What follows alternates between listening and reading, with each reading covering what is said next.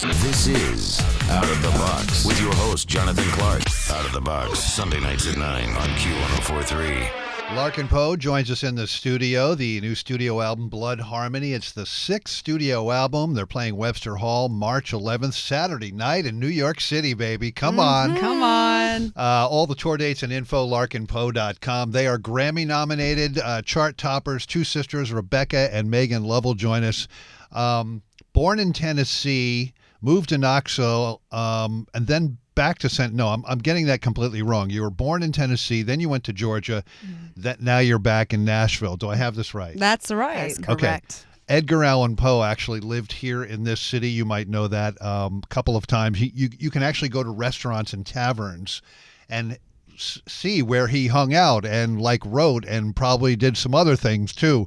And the reason I'm telling you this, urban legend has it that your band name and his name are somehow, there's a connection there. So please explain to us briefly. From what we understand, Larkin Poe, who is our great-great-great-great-grandfather, was a cousin of Edgar Allan Poe. Really? Yeah. That is so cool. I mean, have you done the Ancestry.com thing yet or no? You don't know yet. Maybe you don't want to do that. Interesting point. Maybe it's better to not know for certain, just to let the myth continue to grow. Let the urban legend grow. Right? The title of the album is Perfect Blood Harmony. You two sisters you're only 2 years apart in age, but I have noticed and I have read that if I have both of you on the phone at the same time, I will not be able to tell who I am speaking with. Do you get that a lot? We do, actually. Yes. I think journalists are a little bit nerve-wrought to speak with us because we have to identify who's speaking. This is Rebecca. Time. This is Megan. Rebecca. Yeah. Yes. Did you guys share clothes growing up? Like my family, hand-me-downs, the whole thing? We still share clothes. That's we what share everything. You probably still share clothes, right? We do. We've been a package deal from the ground up. Wow. Who picked up the guitar first? Was it you, Megan, or was it you, Rebecca? Obviously it was a very young age, but who picked it up first? Originally, back in I guess our toddler years, Megan would have picked up the violin first, then me. Really? Actually, that's not true because our older sister picked it up first, and then I was like, I might as well throw the other two into lessons as well. So we actually started at the same time. Rebecca was 3 and I was 4. That's right. And we played violin and piano for many years, and then in our teens heard roots music, blown away, quit our classical lessons, and picked up guitars. And she would have picked up the guitar first, and I picked up the slide. I find it interesting that your parents homeschooled you with no TV. So my question is, when you finally got to watch television or streaming, did your heads explode? I mean... Yeah. I do think that it was actually sort of a privilege because our childhoods, a lot of times we were bored spitless, so we had to figure out other things to do. We were outside building forts. We were projecting together. We were playing music. But it actually, even to this day, if a TV is on, I'm just like a bloodhound. That's right. I can see a glow in the corner. I'm just I can't tear my eyes away. It's bad. What were your parents playing on the radio or the stereo or the hi-fi back in the day that got you sucked into this? Yeah, really, what weren't they playing? And that's the biggest gift is our parents were not bound by genre. They were listening to Yanni. They were listening to Crosby, Stills, Nash & Young. They were listening to Mozart and Bach tapes. They were listening to a lot of classic rock. I have some really formative memories of learning to sing Queen tunes and Black Sabbath tunes with our dad on the Ambitious, a Queen tune. Come on. Oh, yeah. I Want to Ride My Bicycle was I thought it was such a carefree bop. And then I realized, oh, wait, hold on a second. Yeah, it's epic. So at first, was it more, I think it was more bluegrass than blues rock, right? Mm-hmm. Yeah, in our early teens, we definitely were kind of straight up bluegrass. Then we discovered the blues later on, in our late teens, and it felt like coming home. It felt like a puzzle piece that had been missing finally came into the picture. I'm sure you know this guy. You probably know him personally, but I think it was halfway through the pandemic, all of a sudden, Billy Strings, what is going on? Have you guys toured with him or played with him or? Yeah, we were out on the Outlaw tour with him this summer. Oh, with Willie, right? Yeah. It was incredible. And it really warms our hearts to see a Marcus King, a Billy Strings, these artists who really do typify so many of us in the field that are finally rising to the top and getting the the exposure they deserve. And this is what is interesting about bluegrass music, is that everybody is so blown away by Billy Strings, and he is incredible. But that's the level of musicianship within bluegrass music. It's a very high level of musicianship, and we feel really lucky to have grown up in that sort of a discipline. Yeah, it's like rural jazz, for sure. Yeah, I mean, because it's like Yngwie Malmsteen riffs on like a mandolin. Like you have to have it together big time to play a mandolin like that, or a banjo, or a guitar, or a fiddle, or whatever. Everybody has those chops in bluegrass. It's crazy to go Yeah. to a festival. Like, people should really venture out and kind of see what the scene is like. And blow your mind. And he's kind of interesting too because he's all inked up, right? Like he loves Slayer, he loves Metallica, but he loves what he does too. A couple of quotes from recent concert review from you guys. I think this is from Forbes magazine. Larkin Poe is the Clash if the Clash were a blues band. Did you read that? Did you read that quote? I did. It's an incredibly flattering piece. That made us Yeah. feel really, really seen. And this one's really good. Larkin Poe is the Who if Pete Townsend played slide guitar. Unbelievable. Such high praise. Bob Lefsetz, he was blown away by you at the He Fonda Theater was. show, which is awesome. Speaking of big names you have toured with, played some really big ones. Elvis Costello here in New York recently, right, at the Gramercy That's right. Theater.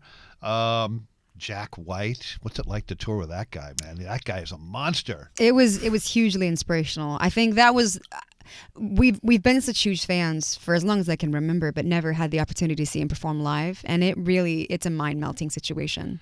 Dave Matthews Band you toured with. You just mentioned Willie Nelson. Did you sample his cannabis line by any chance? Funnily enough, we don't smoke. You don't partake? We don't partake. Okay.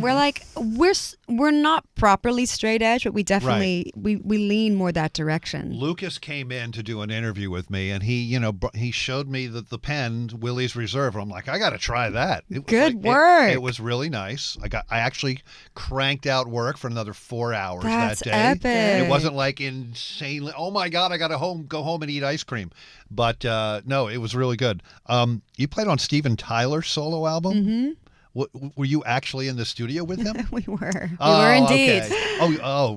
my God, we We were. were. It was Okay. wild. Yeah, we go way back with actually through Elvis Costello, the incredible T-Bone Burnett. Yes. Iconic. Yeah. And so he was producing a portion of the album, which I guess is Steven Tyler's country album, and he asked us to come in and play some mandolin and slide and sing some background vocals, and it was a very surreal experience, Were I have you to say. yeah, go ahead. He's everything you'd want him to be, like, in the Exactly. studio. Like, he was wearing this, I guess I would say, like a tartan shawl, and going around and handing out snacks from the pockets somewhere in the shawl, just handing out snacks like, you did a great job. Have a snack. Yeah, mystical. Just a force of energy, though, right? Like he's, Always on. He came to the station and he was here for about like 3 hours. We were all worn out when he left. It's the he's play not date that would drinking never Red Bull. I end. know he wasn't doing drugs at the time, but he like wore us out. It was amazing. One other thing I got to mention: you played in. I guess the Fonda Theater in L.A. Mike Campbell and Steve Ferroni came Yes, out. that was Like the Heartbreakers rhythm section, basically. is just a couple of weeks ago, and Yeah. and that we're still riding high on that experience. It was truly life affirming. kind of want to cry when I think about that. It really- it's it's It was true, a moving actually. moment. Yeah, Well, very, Running very, Down very. a Dream, I saw a clip of that. It was fantastic. You guys just shredded on that. Let's get back to the new album, Blood Harmony. It's really even more of a family affair. It's you two sisters, but your husbands or partners are both involved in this as well. Mm-hmm. Yeah, that was very special for us because we started our own record label in 2017, and at that point in time, What's the name? It's called Tricky Woo Records. Tricky Woo Records? Yeah, Nice. deep cut, inside joke. If you know, you know. But we took everything in house creatively, and we're self-producing. We were playing all the instruments, writing all the songs, and so I think one thing that we wanted to develop was our ability to open the doors a little bit more. So it really did feel like a huge step just to involve like still inner ring people.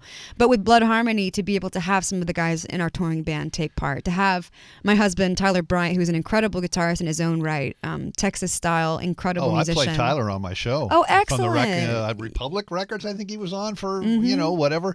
But I want to ask you about Tyler because the last time I saw him play, he was opening up for Jeff Beck. Yeah, that's right. That's been a minute, but that was again talking about getting to rub shoulders with the people that literally shaped you. That was a moment for him to be able to be out on tour because Jeff Beck is his idol, and Jeff found him on YouTube and brought him out on the road. That's amazing. So that kind of energy, like I do think that joyful creatives like are drawn together. So to be able to be in the studio with my sister and my husband and Megan's husband Mike Seal, who's an incredible guitarist, one of the best guitarists in Nashville, and he's playing keys on the record, and we're just hanging out in our home studio, and it was, I think you can hear how much fun we were having on the record. Oh, definitely. Megan, my question for you is, the first time I knew that I was hearing a lap steel guitar, it was, of course, Running on Empty with Jackson Browne, David Lindley. I knew you were going to say that. Yeah. But who was it for you? Was there somebody else that I really need to check that out? I mean, don't get me started on the pedal steel because that's just a complete other planet, basically. But who is it for you? Jerry Douglas was the first slide player I heard, and I was really blown away by the sound of the instrument because there's such a vocal quality to the lap steel. So it felt like my voice, and he's just incredible. But I agree. I think that most people don't know that iconic solo on Running on Empty is a lap steel, and actually lap steel is all over rock music. It's not really a country or strictly Hawaiian like instrument. It's actually more common than you think. Jackson Browne, Redneck Friend. Mm-hmm. Yeah. Well, listen, it's Larkin Poe. The new album is fantastic. Blood Harmony is the name of it. Everyone should go out and get it. They're going to play Webster Hall right here in NYC, March 11th, and all the tour dates and info, larkinpoe.com. Rebecca, Megan, thank you so much. Thank you. This is Out of the Box with your host, Jonathan Clark. Out of the Box, Sunday nights at 9 on Q1043.